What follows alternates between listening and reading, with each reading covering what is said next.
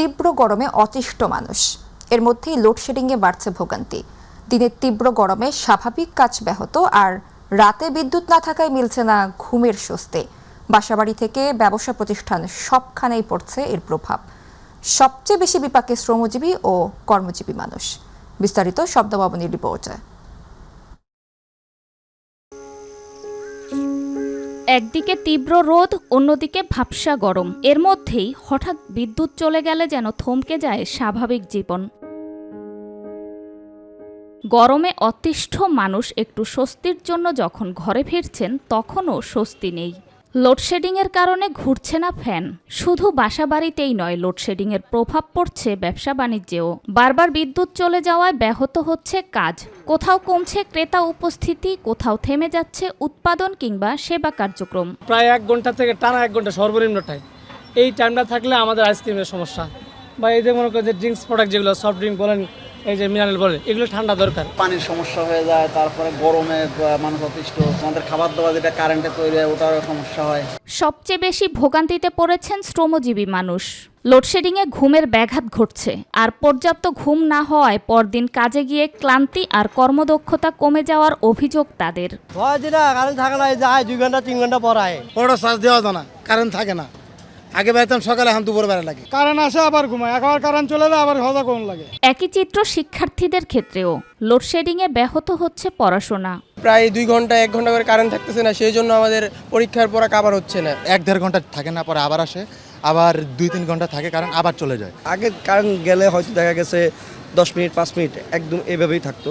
এখন এমনটা হয় যে 2 ঘন্টা 3 ঘন্টাও কারেন্ট থাকে না। প্রচণ্ড গরমে মানুষ যখন একটু স্বস্তির প্রত্যাশায়, তখন আবহাওয়া অধিদপ্তরের পূর্বাভাস বলছে সহসাই কমছে না তাপের দাপট। জুন জুলাই আগস্ট এইটা হচ্ছে কি আমাদের দেশের প্রেক্ষাপটে জুন জুলাই সবচেয়ে গরম মাস, তারপরে আগস্ট, সেপ্টেম্বরের পরবর্তীতে গিয়ে ধীরে ধীরে দেখা যাবে যে টেম্পারেচারটা আর একটু ফল করতে থাকবে।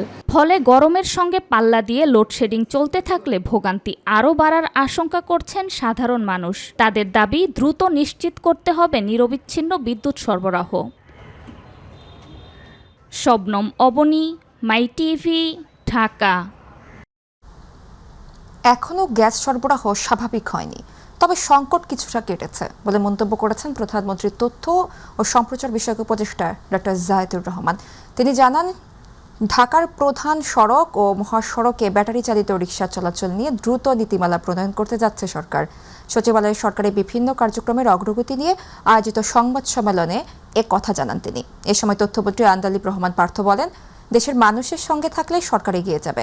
তিনি বলেন, শুধু শেখ হাসিনা সহ সব পলাতকদের ফেরত চায় সরকার। গ্যাসের সরবরাহ পূর্ণ মাত্রায় প্রতিস্থাপিত হয়নি। আমাদের FSRU যেটা নষ্ট হয়েছিল, আগুন ধরেছিল, সেটা ঠিক করা হয়েছে, কিন্তু এই মুহূর্তে গ্যাসের যে কার্গো আছে, সেই কার্গো সাপ্লাই আসতে একটু সমস্যা হচ্ছে। সেটা হলে এর মধ্যে ঠিক হয়ে যাবে। সরকার কি করছে আমরা একটু বলতে চাই। শিল্পোক্তাদের কারখানা টিকিয়ে রাখতে গ্যাস ও বিদ্যুৎ বিল এককালীন না দিয়ে 12 মাসের কিস্তিতে পরিশোধের সুযোগ দেওয়ার পরিকল্পনা হচ্ছে। ব্যবসায়ীদের সংখ্যা গুজব দূর করতে নিয়মিত অফিসিয়াল ব্রিফিং দেওয়া হচ্ছে। আরও কি পদক্ষেপ নেওয়া হচ্ছে সেগুলো যদি একটু বলি। কয়লা ভিত্তিক বিদ্যুৎ উৎপাদন বৃদ্ধি, শিল্প কারখানার জন্য প্রাকৃতিক গ্যাস বাঁচাতে এবং গ্যাসের উপর চাপ কমাতে কয়লা ভিত্তিক বিদ্যুৎ কেন্দ্রগুলো উৎপাদন সর্বোচ্চে নিয়ে যাওয়ার জন্য বলা হয়েছে। স্থলভাগের গ্যাস অনুসন্ধান বন্ধ রেখে কিছু অলিগার্কের হাতে এটা তুলে দেওয়ার জন্য আসলে এটা করা হয়েছে। আমরা জনগণের ক্রাইসিসের প্রতি সমব্যথী, কিন্তু আমরা একই সাথে এই কথাটা বলতে চাই, এই সংকটটা বহু বছরের পুঞ্জীভূত সমস্যা। একভাবে ওই সরকার হয়তো পলিটিক্যালি এখন ওই দায় ভার নিতে চাচ্ছেন না বলে এটা জুডিশিয়ারির উপরে দিয়ে দিচ্ছেন। তো আমার মনে হয় যে ওনার জন্য এই সংবাদটা খুব একটা সুখকর হবে না। বাট আমাদের তো দাবি একই একটাই, সেটা হলো যে শুধুমাত্র উনি কেন, প্রত্যেককে আমরা ফেরত চাই। যাদের নামে মামলা, যাদের নামে সবকিছু, বাংলাদেশের জায়গা থেকে আমরা চাই যাতে করে জুলাই আন্দোলন থেকে আরম্ভ করে এর আগেও যে ঘটনা হবে সেগুলি সঠিক বিচার হবে। তো সেইভাবে আমার ধারণা চলছে। কক্সবাজারের টেকনাফে ক্রসফায়ারে একরামুল হক হত্যার ঘটনায় করা মানবতা বিরোধী অপরাধের মামলায় ব্রিগেডিয়ার জেনারেল মিফতাউদ্দিন আহমেদ ও সাবেক এমপি বদি সহ 4 জনকে গ্রেফতার দেখিয়ে কারাগারে পাঠানোর নির্দেশ দিয়েছেন আন্তর্জাতিক অপরাধ ট্রাইব্যুনাল। সকাল 10টায় তাদের ট্রাইব্যুনালে হাজির করা হয়। ট্রাইব্যুনাল 2 এর চেয়ারম্যান বিচারপতি নজরুল ইসলাম চৌধুরীর নেতৃত্বাধীন বিচারিক প্যানেলে এ বিষয়ে শুনানি হবার পর এ নির্দেশ দেওয়া হয়। এই মামলায় ক্ষমতাচ্যুত প্রধানমন্ত্রী শেখ হাসিনা সহ 11 জনের বিরুদ্ধে আনুষ্ঠানিক অভিযোগ দেয় প্রসিকিউশন। তাই শেখ হাসিনা সহ 7 জনকে আত্মসমর্পণের জন্য পত্রিকায় বিজ্ঞপ্তির নির্দেশ দিয়েছেন ট্রাইব্যুনাল।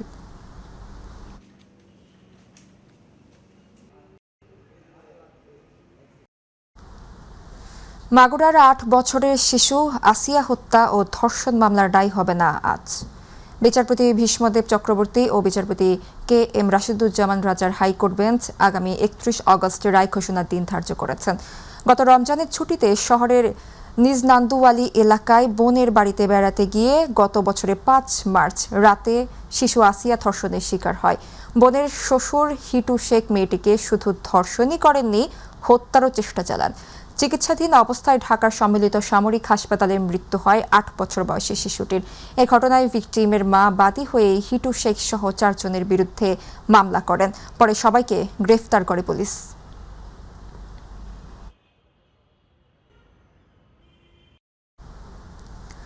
ছয়টি প্রধান দাবিকে সামনে রেখে 11 দলের আগামী 5 সেপ্টেম্বর ঢাকা থেকে চট্টগ্রাম অভিমুখে লং মার্চের কর্মসূচি সফলের আহ্বান জানিয়েছেন জামায়াতে ইসলামীর সেক্রেটারি জেনারেল মিয়া গোলাম পরোয়ার।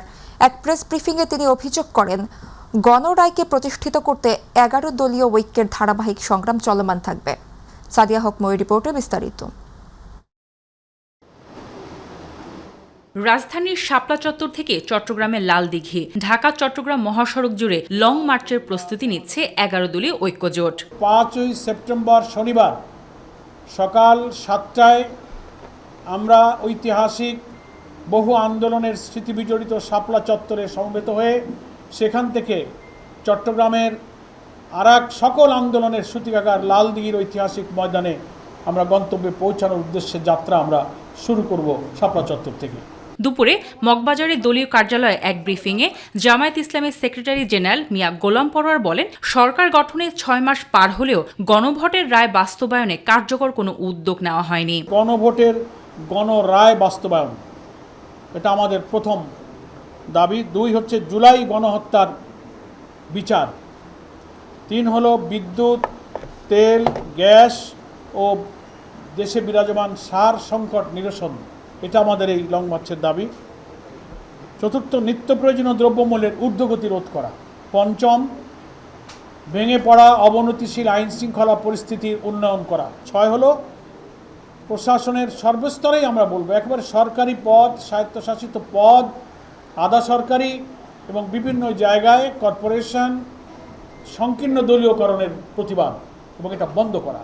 এই 6টা দাবি আমরা আমাদের প্রধান দাবি হিসেবে লং মার্চের কর্মসূচিতে আমরা উল্লেখ করেছি। জনগণ যে পরিবর্তনের জন্য অভ্যুত্থান করেছে, বিএনপি সেই অপসংস্কৃতি বহাল রেখেছে উল্লেখ করে তিনি আরও বলেন, জনগণের গণরায় প্রতিষ্ঠিত করতে 11 দলের ধারাবাহিক এই সংগ্রাম চলমান থাকবে। আমরা মনে করি গণতান্ত্রিক সংগ্রামে দেশের জনগণের বৈধ ন্যায্য দাবি আদায়ের যে নিয়মতান্ত্রিক পথ, তার মধ্যে লং মার্চ হচ্ছে একটা কর্মসূচি। এটা সম্পূর্ণ শান্তিপূর্ণ হবে, নিয়মতান্ত্রিক হবে, কোনো উস্কানিমূলক হবে না। 4টি রুটে লং মার্চ অনুষ্ঠিত হবে জানিয়ে প্রশাসনের সহযোগিতায় সন্তোষ প্রকাশ করেন 11 দলীয় ঐক্যজোট। আমরা আশা করব যে পুলিশ প্রশাসন এবং সরকারের সকল ইন্টেলিজেন্স এবং এর সাথে আইন শৃঙ্খলা রক্ষায় ট্রাফিক সহ যারা নিয়োজিত থাকেন, তারা আমাদের এই 4টি রোড মার্চের ব্যাপক কর্মসূচিতে জনগণের পাশে থেকে আমাদের রোড মার্চকে শান্তিপূর্ণ এবং সাফল্যমণ্ডিত করবেন। সাদিয়া হক মৌ, মাই টিভি, ঢাকা। মিয়ানমারের রাখাইনে জাতিগত দ্বিধাদ্বন্দ্বের মুখে 2017 সালের 25 অগস্টের পর বাংলাদেশে পালিয়ে আসেন লাখ লাখ রোহিঙ্গা। দেখতে দেখতে 9 বছর পার হলেও একজন রোহিঙ্গাকেও ফেরত পাঠানো সম্ভব হয়নি। প্রত্যাবাসনের নানা উদ্যোগের পরও কাটেনি অনিশ্চয়তা। কক্সবাজার থেকে প্রতিনিধি শাহ আলমের তথ্যচিত্রে আতিকুর রহমান তিতাসের রিপোর্টে বিস্তারিত। 2017 সালের 25 আগস্টের পর প্রাণ বাঁচাতে মিয়ানমার থেকে বাংলাদেশে পালিয়ে আসেন 12 লাখের বেশি রোহিঙ্গা। কক্সবাজারের উখিয়া, টেকনাফের 33টি ক্যাম্পে ঠাঁই হয় তাদের। দীর্ঘ 9 বছরে কয়েক দফায় প্রত্যাবাসনের উদ্যোগ নেওয়া হলেও বাস্তবে ফেরানো যায়নি একজনকেও। সর্বশেষ 2025 সালেও নতুন করে রোহিঙ্গা অনুপ্রবেশের ঘটনা পরিস্থিতিকে আরও জটিল করেছে। মাদক, অপহরণ, সন্ত্রাস, চাঁদাবাজি সহ বিভিন্ন অপহরণ কাজের সাথে তারা জড়িত হয়ে যাচ্ছে। সেই সাথে রোহিঙ্গারা বিভিন্ন এলাকায় ছড়িয়ে ছিটিয়ে যাচ্ছে। তা আমরা মনে করি এই প্রত্যাবাসন প্রক্রিয়া যতই দীর্ঘায়িত হবে ততই আমাদের উপর রোহিঙ্গাদের যে বোঝা সেটি বাড়বে। দীর্ঘদিন ক্যাম্পে অবস্থানের কারণে বাড়ছে মাদক, অপহরণ, চাঁদাবাজি ও সংঘাতের মতো অপরাধ। এতে উদ্বেগ বাড়ছে স্থানীয় বাসিন্দাদের মধ্যেও।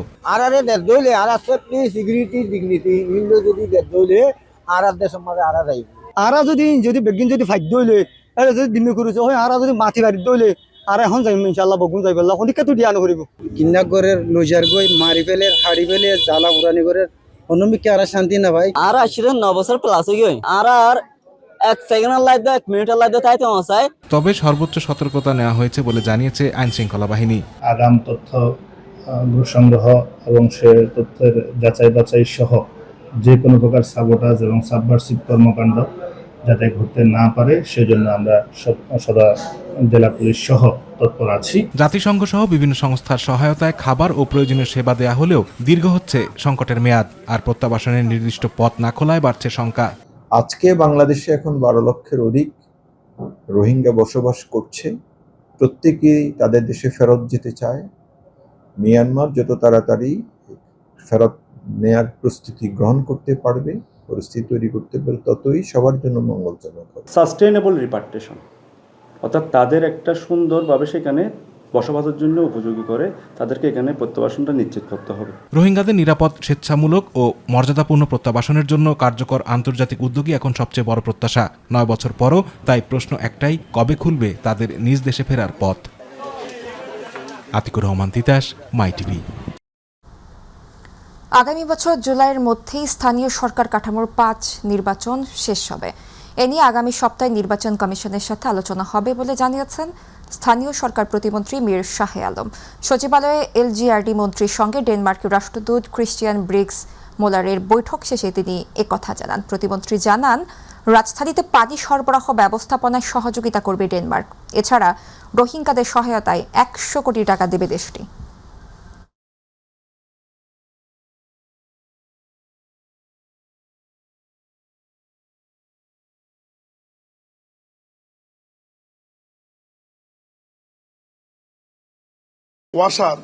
ওয়াটার সাপ্লাইয়ে তারা একটা বড় ধরনের ইনভেস্টমেন্ট করার ব্যাপারে সিদ্ধান্ত নিয়েছে। আপনারা জানেন যে ঢাকা শহরে প্রত্যেক দিন পানির চাহিদা হচ্ছে 3,25,00,000 লিটার। এর মধ্যে ওয়াসা আপনার ভূগর্ভস্থ থেকে এবং সারফেস ওয়াটার উপরিভাগ থেকে আমরা পানি সরবরাহ করে থাকি 2,95,00,000 থেকে 3,05,00,000 পর্যন্ত। আমাদের কিছু শর্টেজ থেকে যায় আর কি প্রত্যেক দিন। এই শর্টেজকে মাথায় রেখে এবং আগামী দিনগুলোতে ঢাকার জনসংখ্যা বৃদ্ধির প্রবণতা যেহেতু বাড়ছে, সব মিলিয়ে ইতিমধ্যে আমাদের একটি প্রকল্প, গন্ধবপুর প্রকল্প, যেটি মেঘনা থেকে আসছে, সেটি অচিরেই চালু হবে। সেটি থেকে আমরা 50 কোটি লিটার পানি পার ডে ঢাকা শহরে সেটা যাবে। আর আজকে যে প্রজেক্টটি নিয়ে ডেনমার্কের রাষ্ট্রদূত আমাদেরকে সহযোগিতা করবেন সরকার, সেটি হচ্ছে টোটাল 16,000 কোটি টাকার একটা প্রজেক্ট, সাইদাবাদ প্রজেক্ট। এটা মেঘনা থেকে আমরা পানি ট্রিটমেন্ট প্ল্যান্ট করে সরাসরি ঢাকা ওয়াসার মাধ্যমে ঢাকা শহরে নিয়ে আসব। 95 কোটি লিটার পানি আসবে এটাতে। ভারতের ত্রিপুরায় ভারী বৃষ্টিপাতের কারণে নেমে আসা পাহাড়ি ঢলে ব্রাহ্মণবাড়িয়ার আখাউড়ার নিম্নাঞ্চলে বিভিন্ন এলাকা প্লাবিত হয়েছে। পানিতে তলিয়ে গেছে প্রায় 250 হেক্টর ফসলি জমি। পানি বাড়তে থাকায় আতঙ্কে রয়েছেন স্থানীয়রা। প্রতিনিধি জালাল হোসেন মামুনের রিপোর্ট, জানাচ্ছেন সাদিয়া হক মৌ।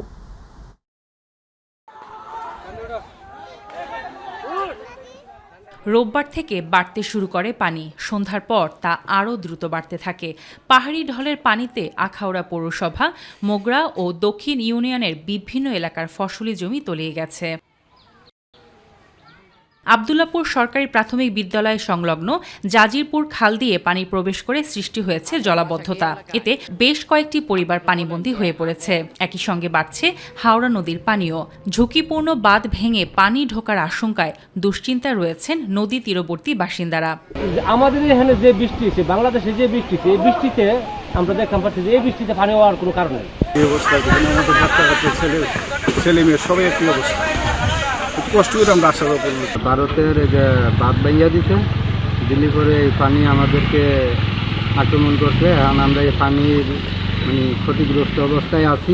পাহাড়ি ঢলের পানিতে ধানের জমি তলিয়ে গেছে। পানি আরও বাড়লে বড় ধরনের ক্ষতির আশঙ্কাও রয়েছে। এতে সরকারের কাছে ক্ষতিপূরণের দাবি কৃষকদের। হঠাৎ করে কোনো বৃষ্টি নাই, ঝড় নাই, কোনো কিছু নাই, হঠাৎ করে ইন্ডিয়ার পানি জায়গা দিয়ে আমাদের দোকানপাট, ঘর বাড়ি, রাস্তাঘাট সব তল হয়ে গেছে। পাহাড়ি ঢলের পানি, বৃষ্টি বাদল নাই, গতকাল 5টার পরে এই পানি হয়ে গেছে। আমাদের বাড়ি ঘর ফসলাদি জমি তলায় গেছে। আমার ব্যক্তিগত প্রায় 700 থেকে 800 শতক জমি পানির নিচে চলে গেছে। উপজেলা কৃষি কর্মকর্তা জানিয়েছে প্রায় 250 হেক্টর জমি পানির নিচে রয়েছে। পানি দ্রুত নেমে গেলে ফসলের ক্ষতি কম হবে। ভারতের আকস্মিক পাহাড়ি ঢলে আমাদের আখাউড়া উপজেলার 4টা ইউনিয়নে কিছু কিছু গ্রাম প্লাবিত হয়েছে। তার মধ্যে যদি আমরা সবচেয়ে বেশি বলি তাহলে আখাউড়া দক্ষিণ ইউনিয়নে, যেটা ক্ষতি বলবো না, তো প্রায় আক্রান্ত পরিমাণ প্রায় 210 হেক্টর আখাউড়া দক্ষিণে, আর পৌরসভাতে প্রায় 10 হেক্টরের মতো, মোগরাতে আছে 30 হেক্টরের মতো, আর মনোনন্দ অল্প একটু আছে। সবচেয়ে বেশি আক্রান্ত হয়েছে আমাদের আখাউড়া দক্ষিণে 210 হেক্টর। পরিস্থিতি পর্যবেক্ষণের পাশাপাশি প্রয়োজনীয় ব্যবস্থা নিতে সংশ্লিষ্টদের সঙ্গে সমন্বয় করা হচ্ছে বলে জানিয়েছেন উপজেলা প্রশাসন। আচ্ছা, আমাদের ফসলি জমিগুলো নষ্ট হয়েছে 3টা ইউনিয়ন এবং পৌরসভার অল্প কিছু অংশ। আর মূলত আমরা রিপোর্টটা তো পরিবার ভিত্তিক দেই। আমাদের টোটাল আমরা 32টা পরিবার পেয়েছি যারা ক্ষতিগ্রস্ত হয়েছে। সাদিয়া হক মৌ, মাই টিভি নিউজ ডেস্ক। তেঁতুলিয়া নদীর অব্যাহত ভাঙনে মানচিত্র থেকে বিলীনের পথে পটুয়াখালীর দশমিনা উপজেলার সদর ইউনিয়নের বেশ কয়েকটি গ্রাম। জমিজমা ঘরবাড়ি হারিয়ে নিশ্চয়ই গ্রামের বাসিন্দারা।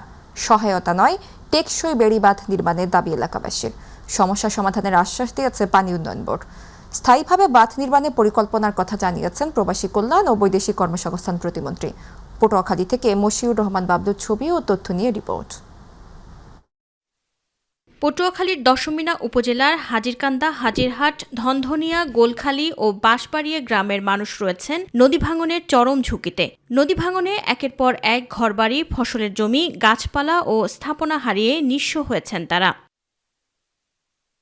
দীর্ঘদিনের বসত ভিটা ছেড়ে অনেকেই অন্যত্র আশ্রয় নিতে বাধ্য হয়েছেন। নদীগর্ভে চলে গেছে হাজিরহাট লঞ্চঘাটের একমাত্র মসজিদও। একই সঙ্গে বিলীনের ঝুঁকিতে রয়েছে এলাকার একমাত্র পাকা সড়ক। ভাঙনের কবলে পড়ে পূর্বপুরুষের ভিটেমাটি, এমনকি কবরও হারিয়েছেন অনেকে।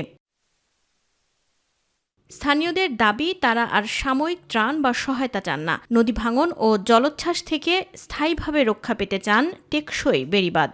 20 বছর আগ থেকে আমাদের এই জমি জমা সব ভাঙতেছে, এই আমরা টেকসই বেড়িবাঁধ চাই। এখানে বাড়ি ঘর, মানুষের চাষাবাদের জমি এবং বিভিন্ন রকমের শিক্ষা প্রতিষ্ঠান সহ অনেকগুলি ছিল, যে হাজার হাজার একর সম্পত্তি এখানে নদীর গর্ভে বিলীন হয়ে গেছে। আমার অনেক বসত বাড়ি ভাঙিয়ে গেছে। এটা চাই যে ভাঙন থেকে ফিরানোর ব্যবস্থা করতেছি। আমরা এটা মন্ত্রী সাহেবের কাছে অনুরোধ জানাই। ভাঙন রোধে স্থায়ীভাবে সমাধানের কথা জানালেন পানি উন্নয়ন বোর্ডের এই শীর্ষ কর্মকর্তা। প্রতিবেদনের সুপারিশ আলোকে আমরা একটা প্রকল্প প্রণয়ন করব এবং প্রকল্পটি অনুমোদন পাওয়ার পরে উক্ত এলাকায় কাজ বাস্তবায়ন করা সম্ভব হবে এবং স্থায়ী কাজ বাস্তবায়ন করতে পারলে উক্ত এলাকার নদী ভাঙন বন্ধ হবে। সমস্যা সমাধানের আশ্বাস দিলেন প্রতিমন্ত্রী। পানি উন্নয়ন বোর্ড এবং পানি সম্পদ মন্ত্রণালয় যে ধরনের টেকসই বেড়িবাঁধ প্রকল্প নিয়ে থাকে সেই বিষয়টি আমরা বাস্তবায়ন করার চেষ্টা করছি। পটুয়াখালীতে মোট 1300 কিলোমিটার বেড়িবাঁধ রয়েছে। এর মধ্যে প্রায় 25 কিলোমিটার আংশিক ক্ষতিগ্রস্ত এবং 6 কিলোমিটার সম্পূর্ণ ক্ষতিগ্রস্ত বলে জানিয়েছে সংশ্লিষ্ট কর্তৃপক্ষ। হাফিজা খানম জুথি, মাই টিভি। সিরাজগঞ্জে 4 কেজি 330 গ্রাম হেরোইন ও 58 পিস নেশা জাতীয় ইনজেকশন সহ 2 মাদক কারবারিকে গ্রেফতার করেছে পুলিশ। এ সময় মাদক বহনে ব্যবহৃত একটি ট্রাকও আটক করা হয়। যমুনা সেতু পশ্চিম টোল প্লাজার সামনে ঢাকাগামী লেনে অস্থায়ী চেকপোস্ট বসিয়ে চাঁপাইনবাবগঞ্জ থেকে ঢাকাগামী একটি ট্রাকে তল্লাশি চালানো হয়। এ সময় ট্রাকের চালক মোহাম্মদ আবু বক্কর ও তার সহযোগী মোহাম্মদ সোহাগ আলীকে আটক করা হয়। সিরাজগঞ্জ পুলিশ সুপারের কার্যালয়ে আয়োজিত এক সংবাদ সম্মেলনে এসব তথ্য জানান পুলিশ সুপার মোহাম্মদ সাইফুল ইসলাম শান্ত। পুলিশ জানায়, গ্রেফতার আবু বক্করের বিরুদ্ধে এর আগেও মাদকদ্রব্য নিয়ন্ত্রণ আইনে মামলা রয়েছে। চেকপোস্ট করতে গিয়ে চাঁপাইনবাবগঞ্জ থেকে আগত একটি ট্রাক এর প্রথমেই সন্দেহজনক মনে হচ্ছিল তার আচরণ চেকপোস্ট করা গেলে। তো পরবর্তীতে তার কেবিনগুলোকে খোঁজা হয়। কেবিন খুঁজে আমাদের অভিযান পরিচালনাকারী দল সেখান থেকে 4 কেজি 330 গ্রাম হেরোইন, যেটি 2 রঙে বিভক্ত, সেটিকে উদ্ধার করে এবং এর সাথে 58 এমপুল নেশা জাতীয় ইঞ্জেকশন জাতীয় যে জিনিস এগুলো উদ্ধার করে। কুষ্টিয়া শহরে নিরাপত্তার গুরুত্বপূর্ণ হাতিয়ার সিসিটিভি ক্যামেরা, কিন্তু প্রায় 2 বছর ধরে অচল 64টি ক্যামেরা। ফলে চুরি, ছিনতাই, মাদকসহ নানা অপরাধ বাড়ছে। উদ্বেগ, অপরাধীদের শনাক্ত করতেও বেগ পেতে হচ্ছে পুলিশকে। প্রতিনিধি আব্দুর রাজ্জাক বাচ্চু রিপোর্ট জানাচ্ছেন জুবাইর রহমান।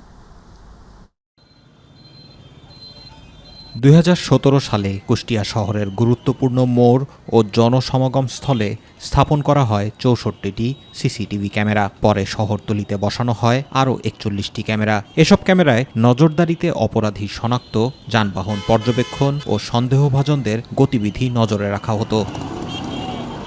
কিন্তু 2024 সালের জুলাইয়ের গণ অভ্যুত্থানের সময় ভাঙচুর, চুরি ও সংযোগ বিচ্ছিন্ন হয়ে অচল হয়ে যায় বেশিরভাগ ক্যামেরা। প্রায় 2 বছর পেরিয়ে গেলেও সেগুলো সচল হয়নি। কুষ্টিয়ায় কোথায় কোন মোড়ে কি ক্রাইম হচ্ছে এই ক্রাইমগুলো দেখা যেত, কিন্তু এই দীর্ঘ 1 বছর এই সিসি ক্যামেরা না থাকার জন্য প্রশাসনও দুর্বল রয়েছে। চুরি, ছিনতাই এগুলি বাড়িয়ে গেছে। আর আগে ক্যামেরা থাকলে পুলিশ শনাক্ত করতে সুবিধা হইতো। এখন চাচ্ছি সিসি ক্যামেরা আওতায় 84 মোড়টা আসুক, সাধারণ জনগণের একটু নিরাপত্তার জন্য একটু সুবিধা হবে। ক্যামেরার নজরদারি না থাকায় চুরি, ছিনতাই ও মাদক কারবার সহ অপরাধ বেড়েছে বলে অভিযোগ স্থানীয়দের। পাশাপাশি অপরাধের তদন্ত ও অপরাধী শনাক্ত করাও কঠিন হয়ে পড়েছে। দ্রুত নতুন ক্যামেরা স্থাপন করে শহরের নিরাপত্তা নিশ্চিত করার দাবি করেছেন নাগরিক সমাজের প্রতিনিধিরাও। বর্তমানে আসলে এই সিসি ক্যামেরা না থাকার কারণে কুষ্টিয়াতে আসলে চুরি, ছিনতাই, বিভিন্ন রকম অকারেন্সগুলো বেড়ে গেছে। চুরি, ডাকাতি, ছিনতাই, মাদক গ্রহণ, মাদক ব্যবসা এইগুলো সংগঠিত হচ্ছে, যার কারণে পুলিশ আইডেন্টিফাই করতে পারছে না। সিসি ক্যামেরাটা যদি দ্রুত ব্যবস্থা করা হয় তাইলে সাধারণ মানুষ বড় ধরনের বিপদ আপদ থেকে বেঁচে যাবে। পুলিশ বলছে অচল ক্যামেরা মেরামত বা নতুন করে স্থাপনে এখনো বরাদ্দ পাওয়া যায়নি। তবে ব্যক্তিগত সিসিটিভি ফুটেজ সংগ্রহের পাশাপাশি বাড়ানো হয়েছে গোয়েন্দা নজরদারি। সরকারের বাজেট বা খরচের একটা বিষয় আছে এখানে, তো ওইটা পর্যাপ্ত না থাকার কারণে আমরা অনেক ক্ষেত্রে এগুলো রিপেয়ার বা পুনঃস্থাপন করতে পারিনি। আমরা অনেককে উদ্বুদ্ধ করেছি এবং তারা আমাদের কথায় এই কাজটা করেছে এবং তারা সিসি ক্যামেরা লাগিয়েছে। এবং এই শহরে চুরি, ডাকাতির যেই ঘটনা যে কটাই ঘটুক না কেন, এই ঘটনাগুলো পরবর্তী সময়ে উদ্ঘাটনের জন্য এগুলো আমাদের এখনও ভালো ভূমিকা পালন করছে। দীর্ঘদিন ধরে অচল থাকা সিসিটিভি ক্যামেরা দ্রুত সচল না হলে শহরের নিরাপত্তা ব্যবস্থা আরও ঝুঁকিতে পড়তে পারে বলে আশঙ্কা স্থানীয়দের। জুবাইর রহমান, মাই টিভি নিউজ।